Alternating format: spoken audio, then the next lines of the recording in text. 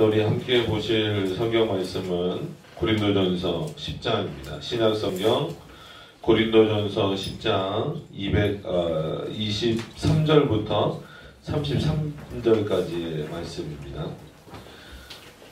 페이지로는 신약성경 275페이지쯤에 있습니다. 고린도전서 10장 23절에서 33절까지의 말씀입니다. 제가 봉독해 드리도록 하겠습니다. 모든 것이 가하나 모든 것이 유익한 것이 아니요 모든 것이 가하나 모든 것이 덕을 세우는 것이 아니니 누구든지 자기 유익을 구치 말고 남의 유익을 구하라. 무릇 시장에서 파는 것은 양심을 위하여 묻지 말고 먹으라. 이는 땅과 거기 충만한 것이 주의 것임이니라. 불신자 중 누가 너희를 청하매 너희가 가고자 하거든 너희 앞에 무엇이든지 차려놓은 것은 양심을 위하여 묻지 말고 먹으라. 누가 너희에게 이것이 재물이라 말하거든 알게 한 자와 및 양심을 위하여 먹지 말라. 내가 말한 양심은 너희의 것이 아니요 남의 것이니 어찌하여 내 자유가 남의 양심으로 말미암아 판단을 받으리요.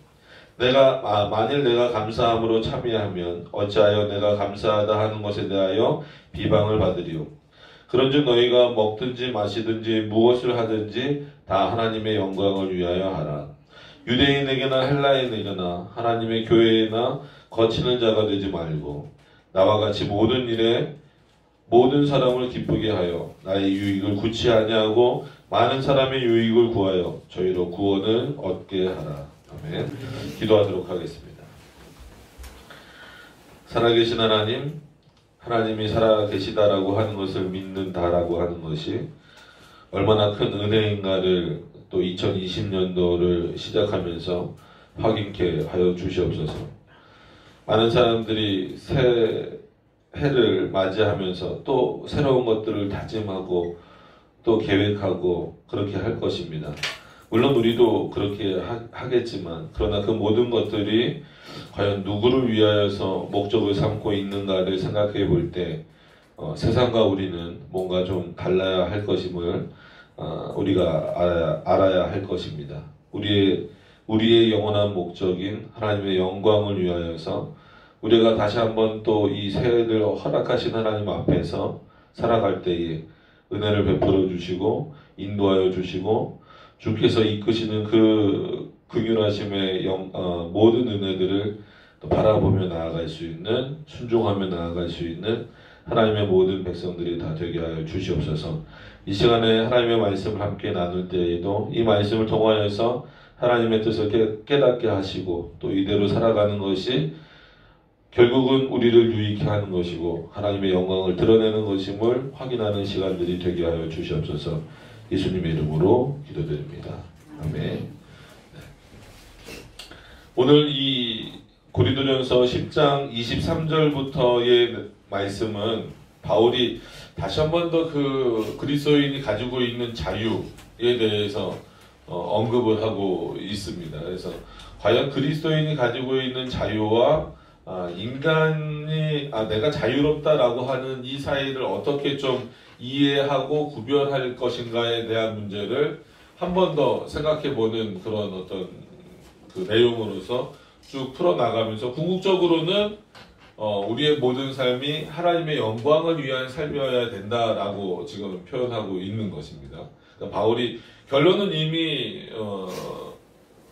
알고 있듯이 하나님의 영광을 위한 삶이어야 된다라는 거예요. 그리스도인들은 하나님을 그리스도를 구주로 고백하고 또 하나님을 경외하는 자들은 하나님의 영광을 위하여서 모든 목적과 방향을 두고 살아가야 된다라고 하는 것을 지금 강조하고 있습니다. 그래서 오늘 먹는 얘기도 나오고 음식에 대한 내용도 나오고 재물에 대한 내용도 나오고 또 여러 가지 내용들이 나오지만 결국은 궁극적으로 하나님의 영광을 위하여서 살지 않으면 더 이상 그것은 그리스도인으로서 온전히 살아가지 못하고 있다라고 하는 것입니다. 그러니까 31절에 보면 그런즉 너희가 먹든지 마시든지 무엇을 하든지 다 하나님의 영광을 위하여 하라. 이거는 너무나 유명한 구절이기 때문에 많은 분들이 외우다시피 하실 정도로 알고 계신 본문이란 말이에요.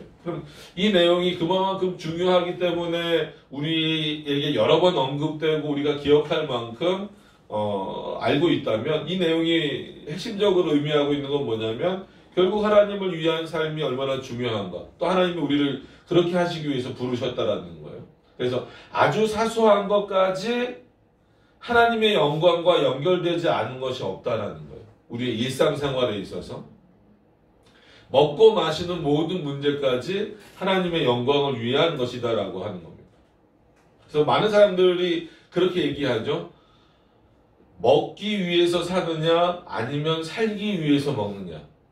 그랬을 때 그리스도인들은 어떤 답이어야 되냐면 먹기 위해서 사는 게 아니라 정말 이제 맛있는 거, 연초가 이제 됐으니까, 연말은 지났고 연초가 됐으니까 우리 연초가 됐으니까 맛있는 음식 해 먹읍시다. 그거 나쁜 건 아니에요. 그거 나쁘다고 말하는 건 아닌데, 목적이 그게 되면 안 된다라는 거예요. 좋은 음식 먹으려고, 맛있는 음식 먹으려고, 더 비싼 음식 먹으려고 내가 공부를 하고 돈을 벌고 이 정도에서만 머무르는 것이 아니라, 정말 하나님의 영광을 위해서 사는 사람은 음식을 맛없는 거 먹어라, 거기에 신경 쓰지 마라, 그것이 아니라 정말 하나님의 영광을 위하여서 살기 위해서 먹는 자들이어야 된다는 거죠. 저는 여기 앞뒤가 바뀐 것 같지만 목적 자체를 바꿔서 말하는 거예요. 근데 의외로 세상을 살고 있는 많은 사람들은 먹기 위해서 사는 경우가 많아요. 그러니까 너희 배를 채우기 위해서 먹는다라고 말하는 것처럼 조금 더 좋은 환경에서, 조금 더 멋지고 화려한 곳에서 먹고 마시는 것, 이런 것들을 꿈꾸는 게 많은 사람들의 어떤 그 삶의 내용이잖아요.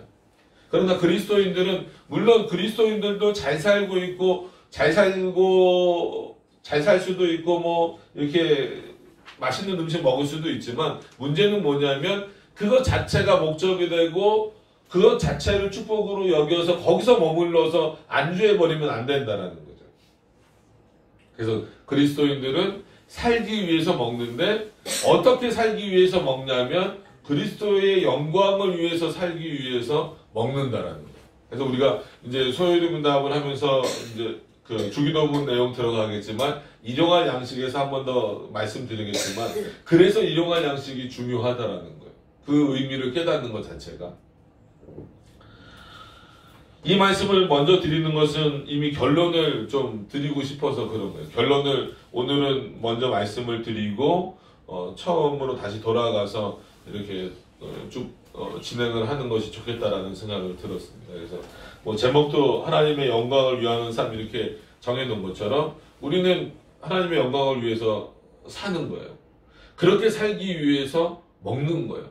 그래서 먹는 문제를 지금 바울이 비유를 들고 있고, 거기다가 또 양심의 문제를 덧붙여서, 그럼 이 양심이 어떤 의미에서는 두 가지로 나눠진다라고 생각할 수 있잖아요. 그러니까 일반적으로 사람들이 가지고 있는 그런 도덕적 어떤 양심과 우리 그리스도인들에게 주어진 하나님 앞에서의 그 자유, 그 양심, 그 양심에 따라서 그 우리에게 주어진 자유를 어떻게 사용할 것인가, 또 어떻게 사용해야만 하나님의 영광을 위한 삶이 되는 것이고, 음식을 먹는 그 문제에 있어서도 어떻게 해야 하는 것이 하나님의 영광을 위한 것인가. 그래서 칼빈도 주석 그 마지막 부분에서 우리에게 있어서도, 그러니까 인간에게 있어서도 사소하게 여겨지는 문제들이 있잖아요. 그죠?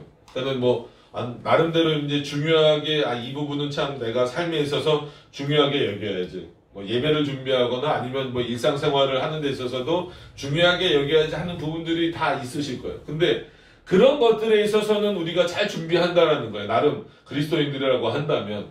근데 여전히 안 되는 거는 아주 사소한 것들.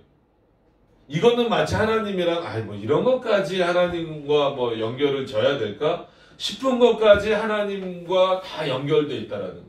그러니까 우리의 모든 것이 하나님과 연결되지 않은 것이 하나도 없기 때문에, 바꿔 말하면 하나님의 영광을 위한 삶을 온전히 살아가는 사람은 아주 사소하다라고 여겨지는 그 부분까지 뭘 생각해야 되는 거예요? 이것이 하나님의 영광을 위한 것일까?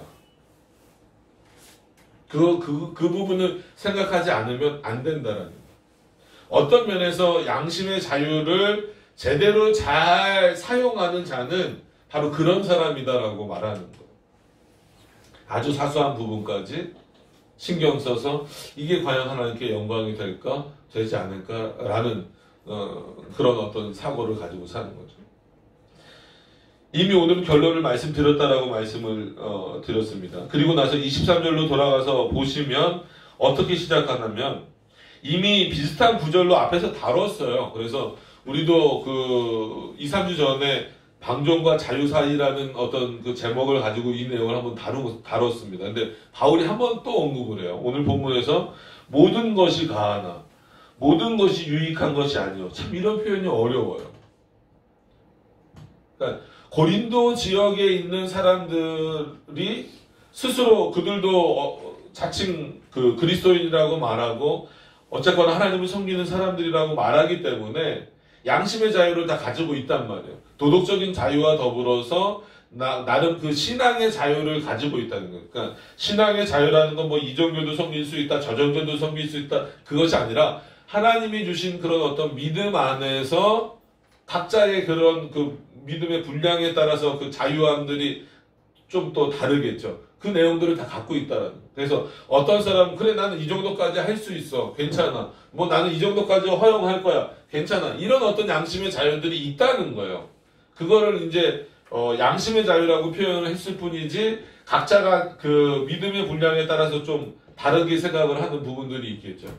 그런 차원에서 바울이 표현하는 거예요. 그래서 너희들이 생각하기에 모든 것이 다 할 수 있다라고 생각하지만 그 모든 것이 유익한 것이 아니다. 그러니까 너희에게도 마찬가지고 다른 사람에게도 마찬가지고. 왜냐하면 그 행동을 하는 우리 자신에게도 과연 이것이 나에게 유익한가? 그러니까 목적은 하나님의 영광입니다. 그리고 내가 그 행동을 함으로 인하여서 다른 사람이 그것을 보고 유익을 얻는가 아니면 거꾸로 실족하게 되겠는가? 이것도 이제 중요한 문제고 가장 중요한 문제는 뭐냐면 하나님이 이 일을 행하는 모습을 보시고 뭐 우리 때문에 하나님이 뭐 무슨 큰 영향을 받으시는 분은 아니지만 그럼에도 불구하고 우리가 하나님의 그 영광을 위하여서 그 하나님께 영광을 돌리기 위해서 그 이렇게 택함받은 존재들이다라고 한다면 하나님이 우리를 보시기에 이렇게 하는 모습이 또 저렇게 하는 모습이 하나님 앞에 영광이 될까 안 될까를 판단해야 된다는 거죠. 그런 차원에서 모든 것이 가하지만 모든 것이 유익한 것이 아니다라는 거죠. 그 더 나아가서 보면 또 모든 것이 가하나 모든 것이 덕을 세우는 것이 아니다. 그러니까 교회의 개념으로 또 끌어 들어오면 이게 성도 안에서 또 교회 안에서 이게 덕이 되는지, 그러니까 이 정도는 할 수 있어, 어느 정도는 할 수 있어. 그러니까 교회의 형태를 보면 어느 시대나 일정하진 않아요. 그죠? 뭐 개혁교회로만 좁혀보더라도 다 다르잖아요. 그 어떤 가지고 있는 내용 또 아무리 개혁신학을 하더라도 또 최종적으로 근거하고 있는 그런 내용들. 그래서 표준 문서라고 하는 게 우리에게 있어서는 어떤 면에서 중요하다라고 여러 번 말씀드리는 이유가 그겁니다. 그래서 외신의 신봉자들이 아니라 성경을 따라가야 되지만 그럼 이 성경을 따라가는 데 있어서 그 기준을 어디다 두고 따라가야 될 것인가 라고 했을 때 이제 표준 문서가 중요한 겁니다. 그래서 이제 같은 개혁 신학을 하더라도 우리는 웨스민스터가 고백하는 그런 내용을 기준으로 성경을 따라가겠습니다. 아니면 뭐 도르트 신조를 따라가는 사람 표준 문서로 사문 쪽에서는 도르트 신조를 기준으로 해서 이 성경을 해석해서 또 따라가겠습니다. 또 이렇게 나눠요. 하이데베르그를 또 기초로 하는 표준 문서를 하는 쪽에서는 그렇게 하고 개혁교회로만 좁혀보더라도 이 정도로 좀 그 다양성이 있어요. 그렇기 때문에 더 어렵죠. 뭐 이때는 하나님의 말씀이 전해지고 있을 이때는 더 그렇고요. 그래서 모든 것이 가하나 모든 것이 덕을 세우는 것이 아니니. 어떤 면에서는 그렇기 때문에 그 양심에 따라서 하나님이 주신 자유라고 생각해서 막 하지 말고 무조건 그냥 할 수 있다라고 해서 하지 말고 그 자유가 제한되더라도 이것이 하나님 앞에서 옳은 것인가? 나에게도 유익이 되고 다른 사람에게도 유익이 되고 하나님이 보시기에도 옳다라고 여기실 수 있는 그런 부분인가를 생각해서 만약에 그 셋 중에 하나가 거친다라고 한다면 멈출 수 있는 그게 아무리 나에게 주어진 자유다 할지라도 멈출 수 있는 모습이어야 된다는 거예요. 그래서 우리가 지난번에 그런 비슷한 내용들을 고린도전서에서 살펴봤던 내용을 기억해서 이렇게 떠올려 보시면 뭐예요? 예를 들어서 이제 그 제사 음식을 먹는 문제에 있어서 모든 음식은 그리스도를 통하여서 물론 구약 시대처럼 이렇게 제한을 두지는 않지만 신약 시대에 와서는 예수님이 그 모든 것을 다 이루신 이후에는 못 먹을 음식이 없잖아요. 그래서 먹어라. 그 먹을 수 있는 자유가 분명히 주어졌어요. 성도들에게. 그런데 여전히 너희들이 그 먹는 모습을 보고 다른 사람이 실족한다라고 한다면 뭐 할 수 있어야 된다? 그것을 먹지 않을 수 있어야 된다는 거예요. 그러니까 이건 누구의 강요에 의해서가 아니라 너희의 신앙의 수준이 그 정도까지 좀 올라오길 바란다는 거죠. 근데 아마 그런 부분이 실천이 잘 안 되고 있기 때문에 한 번 더 바울이 언급하고 있는 거예요. 그리고 또 다른 문제를 좀 또 제시를 하는 거죠. 그래서 때로는 우리에게 있어서 자유의 제한이 조금 필요하다라고 하는 겁니다. 그래서 24절에도 보시면 누구든지 자기의 유익을 굳지 말고, 그러니까 인간의 자유를 내가 이거를 할 수 있어라고 하면 그 자유를 너무나 펼쳐나가기 위해서 힘쓰고 그냥 아무 생각 없이 그냥 누리는 경우가 많다라는 거죠. 그러니까 너 자유만 생각하지 말고 너가 할 수 있다라고 해서 허용된 거라고 해서 무조건 하지 말고 그것이 정말 이 공교회 아니면 이 사회에 유익이 되는지를 먼저 생각해보고 특히나 하나님에게 유익이 되는지를 생각해보라는 거죠. 그래서 24절에도 누구든지 자기의 유익을 굳지 말고 남의 유익을 구하라. 이거는 그냥 이렇게 구제하라, 배려하라, 그런 정도의 의미만 있는 게 아닙니다. 실족에 대한 의미가 포함되어져 있는 거예요. 그래서 그 칼빈의 논문집들 중에서 보시면 요즘에도 그 책이 나오는지 모르겠지만 아마 찾아보시면 있을 거예요. 실족에 대하여라는 논문이 있어요. 거기서 쭉 쓰면서 이런 고린도전서 이런 부분들을 인용을 하는 거예요. 그래서 하나님이 우리에게 주신 자유가 분명히 있다. 양심의 자유가 있어서 나는 그거를 하더라도 그 사람은 그 신앙에 있어서 흔들리지 않는다라는 거예요. 칼빈의 표현입니다. 근데 다른 사람이 그 모습을 보고 흔들릴 수 있다라는 거예요. 실족할 수 있다라는 거예요. 그랬을 때 우리가 어떻게 해야 되겠느냐?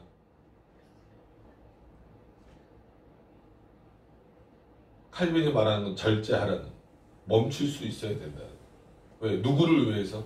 다른 사람을 위해서.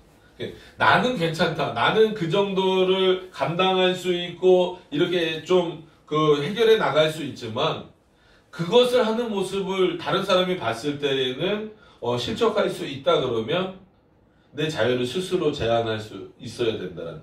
그러니까 바울도 지금 그 표현을 하는 거예요.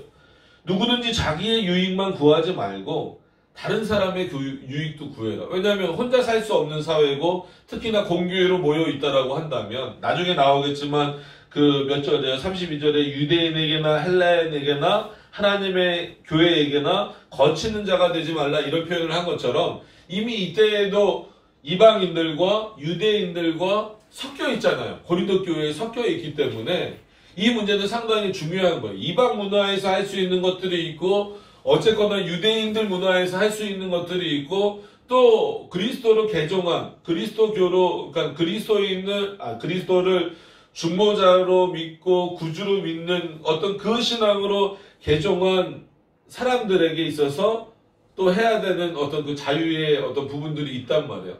그러니까 이때는 여러 가지 복합적인 내용들이 교회 안에 다 있을 때란 말이에요. 그래서 바울이 더 얘기하는 거예요. 이방인 너희들이 고린도 교회 안에 들어와서 너희의 양심에 따라서 할 수 있다라고 해서 그것을 해버리면 교회에 거치는 것이 되고 다른 사람을 실족시키는 게 될 수 있다.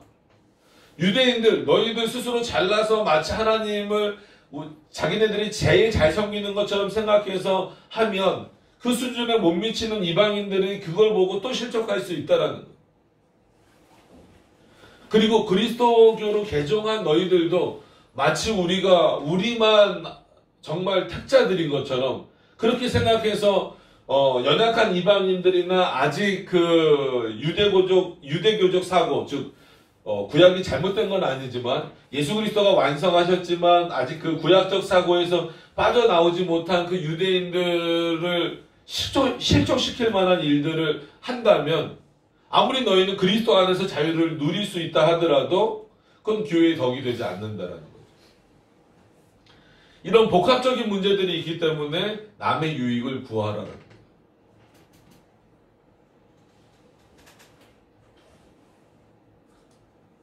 근데 그 이후에 그래서 여러 가지 예들을 바울이 들어요. 근데 조금은 어렵습니다. 보시면 25절에 보시면 물은 시장에서 파는 것은 양심을 위하여 묻지 말고 먹으라. 그러니까 이건 주신 자가 누구냐를 생각하라는 거예요. 하나님이 허락하셨기 때문에 시장에서 팔 때 이거는 율법에 따라서 못 먹는 건데 이거는 율법에 따라서 어떻게 하는 건데 그래서 지금도 여전히 뭐 고신 측에서 이렇게 분리돼서 나온 쪽 중에 안식교뿐만 아니라 안식교처럼 그 안식교는 돼지고기 안 먹잖아요. 안식교는 돼지고기 안 먹습니다. 그래서 순대도 안 먹어요. 고신에서도 일부 나온 쪽에서는 여전히 안 먹어요. 그런 부분들이 있어요. 음식에 있어서. 그랬을 때 그런 거 신경 쓰지 말라는 거예요. 최소한 시장에서 팔는 그런 음식들은 하나님이 허용하신 것이기 때문에 이거를 일일이 누구한테 묻겠냐는 거예요. 뭐 바울한테 와서 이거 먹어도 됩니까? 이거 먹어도 됩니까? 아니면 하나님한테 뭐 직통 계시 받는 아무리 계시가 진행되던 시대여도 아무에게나 다 계시가 주어지는 상태가 아니었기 때문에 그렇게 물어볼 수도 없잖아요. 양심에 따라서 먹는 건데 이거는 양심이라고 표현됐지만 결국은 그 신앙에 따라서 라는 표현이죠. 양심을 위하여 묻지 말고 먹으라. 26절에 답이 바로 나오죠. 이는 땅과 거기 충만한 것이 주의 것임이니라. 그러니까 하나님께서 구약 시대의 그 여러 가지 음식들이나 이것을 제한하셨던 것은 인간의 연약함 그리고 하나님의 그 영광을 더 드러내시기 위한 방식으로 했었던 것이지 그리스도로 인하여 완성된 이후에는 그 음식 갖고 이제 더 이상 싸우지 말라는 거예요. 근데 여전히 지금 이방 종교나 아니면 많은 사람들이 뭐 힌두교는 뭐 소나 뭐 이런 거 안 먹고 막 이러잖아요. 이런 거 갖고 싸우는 모습들은 그거는 본질적인 문제가 아니다라는 거예요. 그것 때문에 먹고 안 먹고 이것 때문에 더 실족하게 되거나 그런 경우가 생길 수 있으니까 그것은 양심에 따라서 묻지 말고 먹으라는 거예요. 왜냐하면 이 땅과 거기 충만한 것이 누구의 것이기 때문에 하나님의 것이기 때문에 주께서 주신 건데 그것을 너희의 판단으로 하지 말고 그냥 그거는 양심에 따라서 마음껏 먹으라는 거예요. 그러니까 27절에 보면은 조금 더 어려운 문제가 나옵니다. 불신자 중 누가 너희를 청하매 불신자라고 바울이 이렇게 꼭 집어서 표현을 했어요. 어쩔 수 없이 불신자들하고도 만날 수밖에 없고 또 같이 뭐 식사하는 자리를 가질 수밖에 없기 때문에 그랬겠죠. 그리고 또 말씀드리지만 그 유대인들의 어떤 그런 문화가 여전히 남아 있고 또 이방인의 문화도 들어와 있고 그렇기 때문에 그렇습니다. 불신자 중 누가 너희를 청하매 너희가 가고자 하거든 너희 앞에 무엇이든지 차려놓은 것은 양심을 위하여 묻지 말고 먹으라는 거예요. 그러니까 이거를 지금 우리는 잘 이 문장을 이해하기가 어려워요. 지금 우리나라에서 불신자들이 해주는 거나 아니면 교회를 다니는 사람들이 해주는 거나 뭐 한국 사람들 먹는 음식 거기서 거기잖아요. 근데 이때는 여러 문화가 이렇게 들어와 있기 때문에 말 그대로 불신자들이라고 한다면 진짜 자기네들이 좋아하는 그런 음식들을 먹는데 당시 유대인들에게 있어서는 여전히 어느 사고가 남아있는 거예요. 그런 구약의 그런 제사법들이 머릿속에 너무 많이 박혀있다 보니까 이거는 안 되고 이거는 안 되는 어떤 그런 게 많은 거예요. 근데 불신자들이 예를 들어서 초대했는데 뭐 돼지고기 해놨다. 무슨 그런 그 레위기에서 나오는 먹지 말라는 그런 물고기들을 해놨다. 어떻게 할 거냐라는 거예요. 먹으라는 거예요. 먹으라는 거예요. 이것도 어떻게 보면은 자기의 자유를 제한하는 거예요. 어떤 의미에서는. 왜? 유대인들에게 있어서는 그러니까 아직 그리스도인으로서 완전히 뭔가 이렇게 신앙적 성숙을 이루지 못한 상태에 있는 유대인들에게 있어서는 자연스럽게 구약에서 먹지 말라고 했던 음식을 안 먹는 게 그들에게 있어서는 어떤 양심이에요? 신앙적인 양심이란 말이에요. 그런데 불신자들이 초대해서 갔더니 그런 음식이 나왔을 때 고민을 할 거 아니에요. 이거 먹어도 되나? 먹으라는 거예요. 괜찮다라는 거죠. 그냥 이런 본문들이 이해하기 어려워. 근데 바로 그 다음 절에 보면 28절에 보시면 이렇게 나옵니다. 누가 너희에게 이것이 제물이라 말하거든. 여기서 제물은 뭐예요? 우상숭배를 말하는 거잖아요. 그러니까 불신자라고 해서 매번 뭐 제사를 드리는 건 아니니까 불신자가 식사 자리를 초대한 거면 너희의 양심에 따라서 어디다 묻지 말고 그냥 그 불신자를 실족시키지 않게 하기 위해서 그러니까 남의 유익을 구하라는 차원에서 그 음식을 어떻게 하라는 거예요? 먹으라는 거예요. 여태까지 너희들이 안 먹었었던 음식이라 할지라도 먹으라는 거죠. 그런데 28절에 또 말하는 것은 누가 너에게 이것이 제물, 즉 우상에게 드렸던 것이다 라고 말하거든. 그것을 알게 한 자와 및 양심을 위하여 그때는 먹지 말라는 거예요. 똑같은 음식이어도. 그러니까 뭐 우리나라로 지금 예를 들면 뭐가 있을까요? 돼지머리죠. 돼지머리 있잖아요.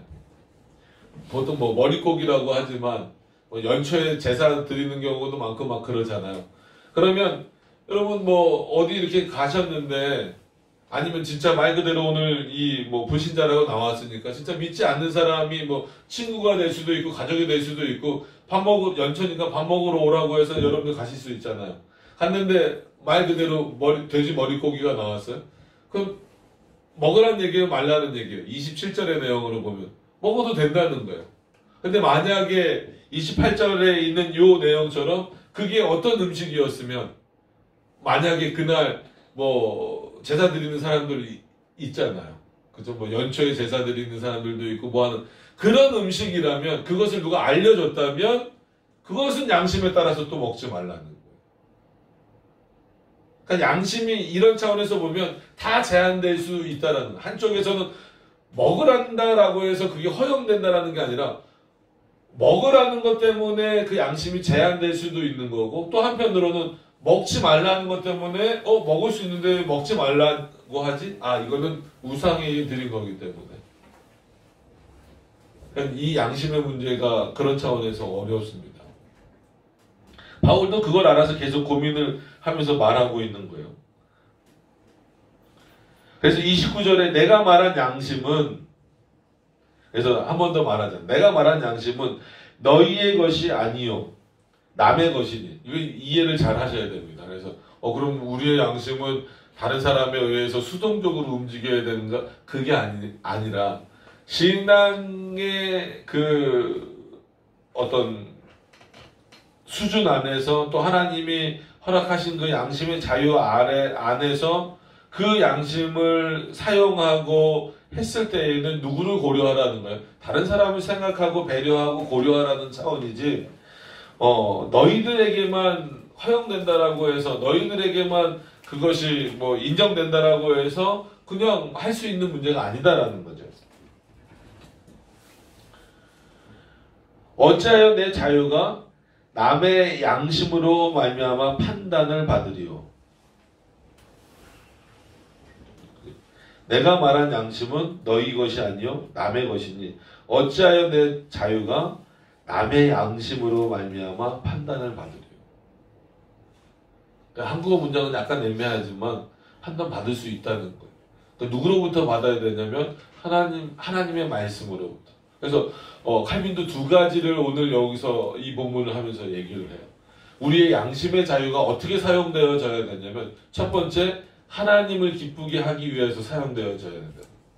그래서 때로는 이 양심의 자유가 하나님의 영광을 위해서 하나님을 기쁘시게 해드리는 차원에서 제한될 수 있다는 거예요. 두 번째로는 이웃을 위해서, 내 이웃을 사랑하라 이렇게 말씀하신 것처럼 이웃을 위하여서, 즉 남을 위하여서 이 양심이 어떻게 될 수 있다? 제한될 수 있다라는 거예요.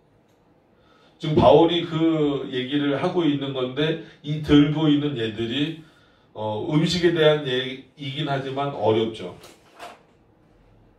지금도 이것을 적용하기가 참 어렵습니다. 이런 차원에서. 그래서 30절에도 넘어가서 보시면 만일 내가 감사함으로 참여하면 어찌하여 내가 감사하다 하는 것에 대하여 비방을 받으리요.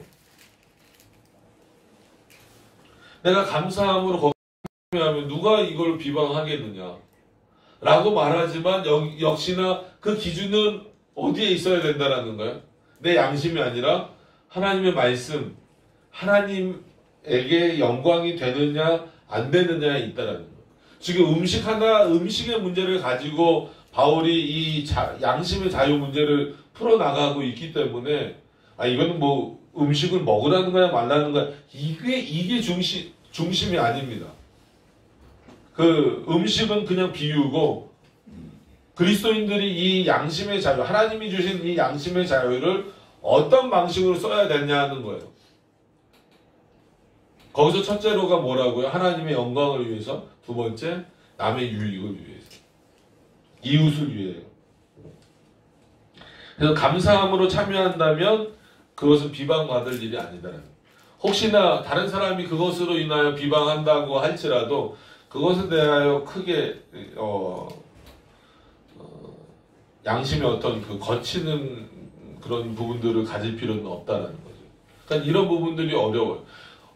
그러니까 어느 부분에서는 좀 허용을 하는 것 같다가 어느 부분에서는 또 확 막고 있고 또 어느 부분에서는 일정 부분 그거는 누가 비방한다 할지라도 그것에 대해서 신경 쓸 필요 없다라고까지 표현을 하니까. 근데 그 구조를 잘 이해를 하시면 돼요. 불신자가 준비한 거다 할지라도 그거는 그 불신자를 위해서 먹어라는 거예요.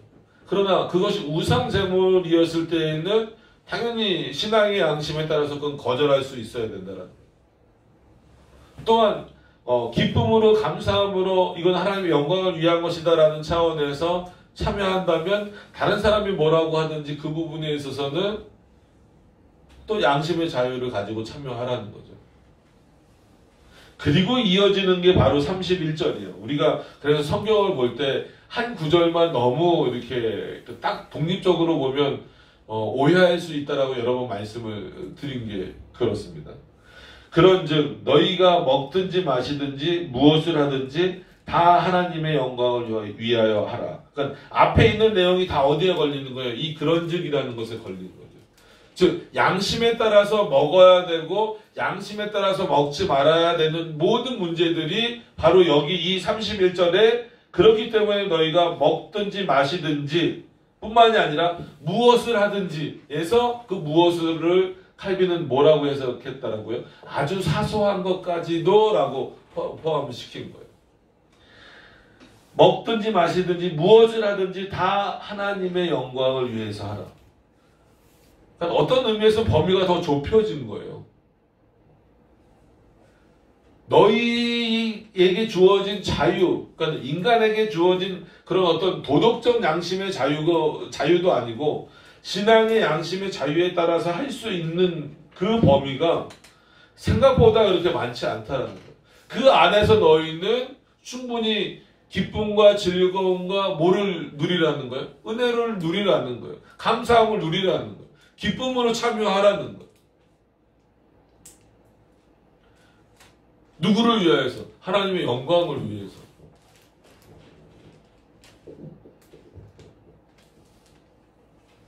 그렇지 않다면 과감하게 그것을 멈출 수 있어야 된다는 어느 부분이든지 간에. 그러니까 이런 부분들을 실제 예로 들면 상당히 많아요. 이거를 허용을 해야 될지 말아야 될지 하는 부분들이 솔직히 판단이 안 서는 부분들이 많습니다. 이게 그냥 이 당시에 이런 문제만 있는 것이 아니라. 그래서 32절에도 보면 결국은 하나님의 교회를 위한 어떤 그런 내용이겠죠. 지금 고린도 교회에 그럼 누가 있느냐? 유대인도 있고 헬라인도 있고 다 있지 않느냐? 그러나 그 유대인이든 헬라인이든 하나님의 교회에 거치는 자가 되지 말아라. 하나님의 교회에 거치는 자가 되지 말라는 건 뭐야? 물론 영광스러운 하나님의 나라를 표현하는 것도 있겠지만 이 땅에 있는 보이는 교회에 있어서 거치는 부분이 되면 안 된다는 거예요. 어떻게 하든 하나라도 더 하나님의 영광을 위하여서 우리가 그 교회를 세워나가야 된다면 우리의 양심의 자유를 진정으로 발휘해야 될 그곳이 어디냐면 하나님의 영광을 위한 이 교회다라는 거예요. 이 교회가 온전히 하나님께 영광을 돌리기 위하여서 나아가는데 내 신앙의 자유가 아니면 양심의 자유가 거치는 것이 되어버리면 안 된다는 거예요. 유대인이기 때문에 거치고 헬라인이기 때문에 부딪히는 것이 되어버리면 안 된다는 거예요. 내가 아무리 유대인이건 아니면 헬라인이건 간에 굳이 나누자면 유대인은 말 그대로 유대인일 거고 헬라인은 누구겠어요? 이방인이겠죠. 그러나 어찌됐건 간에 교회 안에서는 누구로 인정되는 거예요? 그리스도인으로 인정되는 거예요. 그러면 너희가 유대교의 배경을 가졌던 아니면 이방인의 배경을 가졌던 하나님의 교회 안에 들어왔다라고 한다면 유대교의 전통도 끊어버려야 되고 이방인의 전통도 끊어버려야 되고 누가 주시는 양심의 자유? 하나님이 주시는 양심의 자유. 그래서 그리스도가 진리가 너희를 자유케 하리라는 그 말씀대로 결국은 진리는 예수 그리스도를 말하는 거잖아요. 그럼 예수 그리스도의 말씀 안에서 우리가 누릴 수 있는 자유가 너희 안에서 누려지지 않으면 표현되어지지 않으면 하나님의 나라에 하나님의 교회에 거치는 자가 될 수밖에 없다라는 거예요. 하나님이 저와 여러분을 부르신 이유는 또 이 공교회로 부르신 이유는 교회에 거치는 자가 아니라 내가 어떤 배경을 가지고 있었든지 간에 거치는 자가 아니라 하나님의 영광을 위한 자가 되어야 된다. 그래서 바울이 33절에 뭐라고 말합니까? 나와 같이 모든 일에, 이거는 바울이 자기 잘난 척 하려는 표현이 아니에요. 실제 바울은 그렇게 살았어요. 나와 같이 모든 일에 모든 사람을 기쁘게 하여. 근데 이건 바울의 표현이지 냉정하게 보면 바울을 모든 사람이 기뻐하지는 않죠.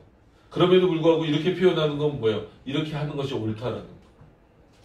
아까 감사함으로 참여하는 것에 있어서 그것을 두려워하지 말라는 표현까지 여기 이제 다 포함해서 이해를 하셔야 돼요. 이때는 정말 모든 사람들이 다 바울을 좋아했나 보다 그렇게 생각하시는 게 아니라 바울이 하는 것이 가장 하나님 앞에 옳은 모습이었기 때문에 자기 스스로가 담대하게 이렇게 표현할 수 있었던 거더라. 나와 같이 모든 일에 모든 사람을 기쁘게 하여 나의 유익을 구치 아니하고. 그죠? 여러분 바울만 보더라도 이건 문자적으로 보더라도 바울이 자기의 유익을 구하면서 살았다라고 한다면 누구보다도 정말 진짜 풍성하고 높은 자리에 올라갈 수 있는 인물이었음에도 불구하고 그렇게 살지 않잖아요. 바울의 평생토록 그렇게 살지 않잖아요. 남의 유익을 가장 구하는 것이 뭐겠어요? 그냥 음식을 먹어주는 것이 아니라 하나님의 말씀을 증거하는 거잖아요. 그럼 바울이 했던 일이 뭡니까? 왜 3차 전도 여행까지 떠났겠어요? 하나님의 말씀을 증거하는 사명을 받았으니까. 그리고 고린도 교회 사람들이 여전히 자기 말을 그렇게 아주 귀담아서 듣고 있지 않다라는 것을 알고 있음에도 불구하고 바울은 여전히 고린도 교회에서 하나님으로부터 주어진 그 사명을 감당하고 있는 거예요. 그리스도로부터 주어진 사명을 감당하고 있는 거예요. 그런 차원에서 바울은 나의 유익을 구치 아니하고 많은 사람의 유익을 구하여. 이게 어떤 거냐는, 많은 사람의 유익을 구하는 게 어떤 일이냐는 거죠.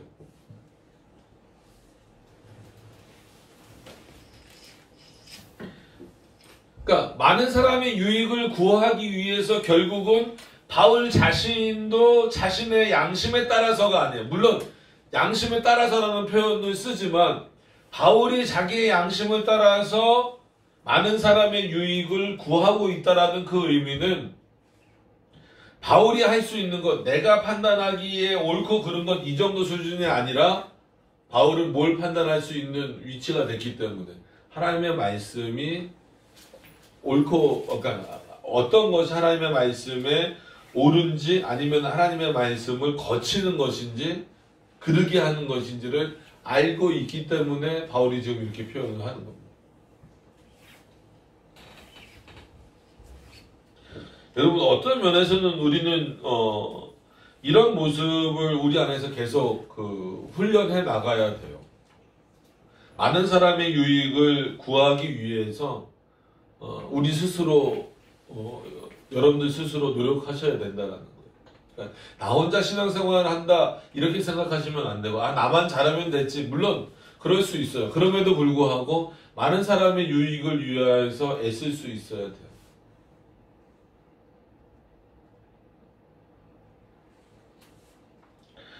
그래서 또 오해될 만한 표현이 나오죠. 저희로 구원을 얻게 하라. 이거는 또 이제 알미니안주의자들처럼 봐라 바울도 구원을 얻게 하라 이렇게 하지 않냐. 그렇지 않죠. 이거는 뭐예요? 구원의 정당성, 구원의 어떤 그 확실성 이런 것들이 결국 이런 신앙의 자유, 양심의 자유로부터 확신으로 다가오는 건데 너희 안에 이런 내용이 없다면 그리고 다른 사람들로 하여금 그런 확신을 심어줄 수 있는 내용으로 하나님의 말씀이 증거되고 하나님의 말씀이 증거되는 어떤 그런 차원에서 이 음식 문제도 먹고 마시는 그리고 그 모든 사소한 것들까지도 다 포함해서 하나님의 영광을 위하여서 살아간다면 그 사람들이 그것을 보고 그 구원의 확실성을 더 확인할 수밖에 없다라는 거예요. 우리가 세상에 보여줄 수 있는 본이 뭐겠습니까? 그리스도인답게 사는 거예요. 그 모습을 보고 구원받는 건 아니지만 그리스도인들이 저렇게 살아가고 있구나. 하나님을 믿는 사람들은 저런 양심의 자유를 가지고 살아가고 있구나라고 하는 모습들을 보여주는 것 자체가 그 사람들로 하여금 구원이라고 하는 것이 저런 것이구나. 구원받은 자의 모습이 저런 삶의 형태구나라고 하는 것을 확인시켜주는 거예요. 그래서 주석에서 칼빈도 그렇게 썼어요. 인간은, 즉 그리스도인은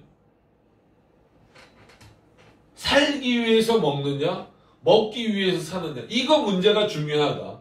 우리는 최소한 그리스도인답게 하나님의 영광을 위하여서 살기 위해서 먹는 것이다라는 거예요. 먹기 위해서 사는 그 순간에 하나님의 영광은 완전히 뒤로 가고 뭐만 남는 거예요. 먹기 위한 목적만 나에게 남아버리는 거예요.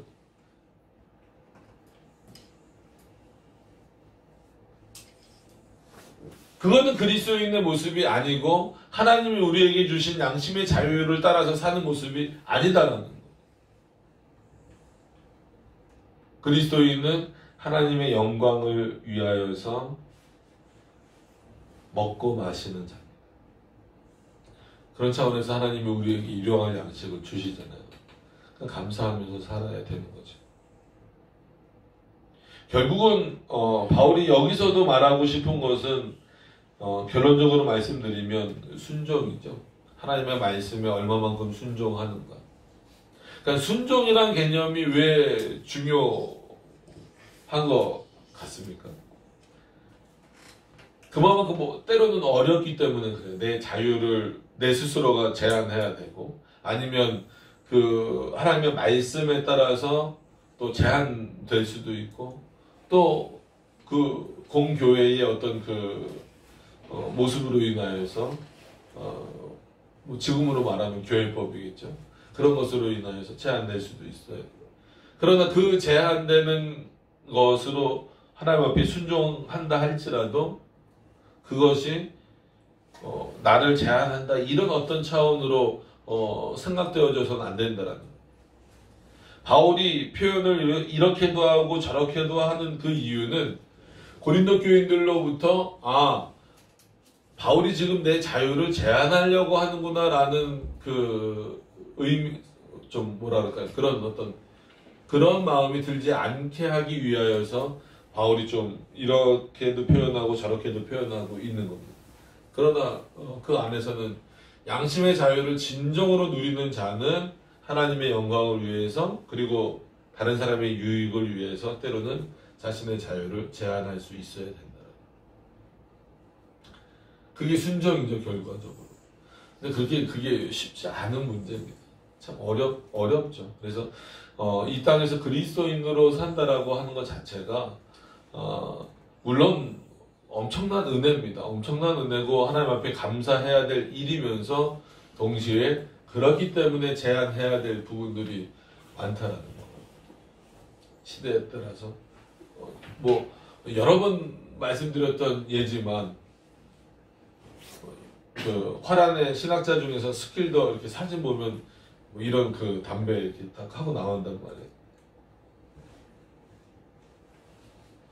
그럼 그 사람은 그렇게 하더라도 그 담배를 피면서 하나님을 논하더라도 자기 신앙의 양심의 자유에는 안 걸린다라는 생각을 갖고 있는 거죠. 근데 우리나라 문화에서 그 사진을 보면 그래도 나름 훌륭한 신학자인데 야 어떻게 하나님을 논하면서 이렇게 파이프 담배를 이렇게 필 수 있느냐. 그러면 우리에겐 그게 실족거리가 될 수 있잖아요. 이렇게 초신자들이나 아니면 그 사진만 보는 사람들에게 있어서는. 그럼 거꾸로 그럼 왜 한국교회는 담배 못 피게 하는 거야? 이런 식으로 될 수 있다는 거죠. 그러니까 그런 행동 하나하나가 상당히 어려운 거예요. 그럼 그걸 또 스킬더에게 잘못했다라고 말하기도 어렵고, 지금 바울의 얘기가 그거예요. 그게 참 그 부분이 어렵다. 나도 안다. 너희들이 그런 상황에서 얼마나 어려울지는 안다. 그렇기 때문에 더 기억해야 될 게 뭐냐면 무엇을 먹든지 마시든지 하나님의 영광을 위해서 하라. 이게 정말 하나님의 영광을 위한 것인가를 먼저 생각해서, 때로는 그것을 생각했기 때문에 내 자유가 좀 제한되고 침해당하는 것처럼 여긴다 할지라도 그것은 실제 내 자유가 제한되거나 침해당하는 것이 아니라 오히려 그 자유를 스스로 제한함으로 말미암아 하나님께는 영광이 되고 다른 사람들을 실족하지 않고 오히려 다른 사람들에게 유익을 줘서 그들로 하여금 구원이 뭔가를 알 수 있게, 그게 어느 차원까지 간다는 거예요? 구원의 문제까지 연결이 된다라는 거예요. 그러니까 이 정도로 중요한 문제를 지금 바울이 오늘 본문에서 말하고 있어요. 그래서 우리가 각자가 하나님의 영광을 위해서 사는 삶은 우리를 유익해 하는 것도 있지만 다른 사람을 향하여서 그 유익을 보게 하고 우리가 하나님의 영광을 위해서 사는 것을 통하여서 다른 사람으로 하여금 구원이 어떤 것이구나를 알게 하는 그런 모습이다라는 거예요. 그래서 우리들의 삶의 내용이 중요한 겁니다.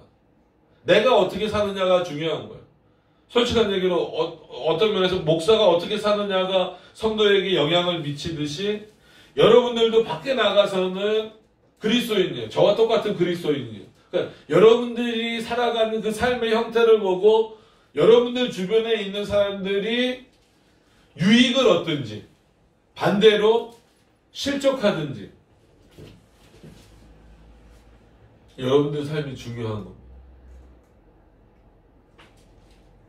목사의 삶을 보고 물론 하나님을 바라봐야 되지만 목사의 삶을 보고 구원의 확신을 얻게 만들고 복음의 확신을 얻게 만들어야 되잖아요.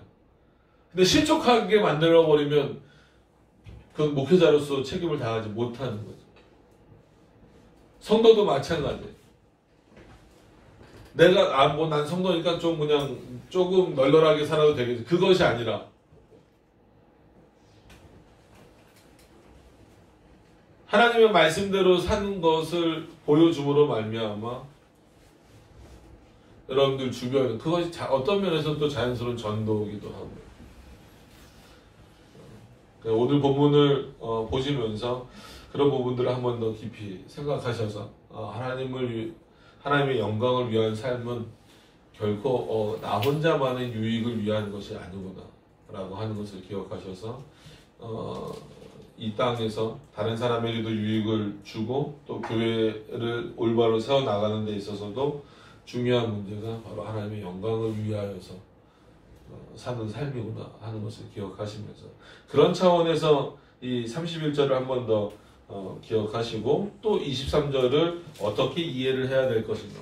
그러니까 모든 것이 가지만 모든 것이 유익한 것이 아니다라는 것을 어떻게 우리가 이해하면서 살아야 될 것인가를 여러분들이 확인하실 수 있는 그런 시간들이 되셨으면 좋겠습니다. 우리 기도하도록 하겠습니다.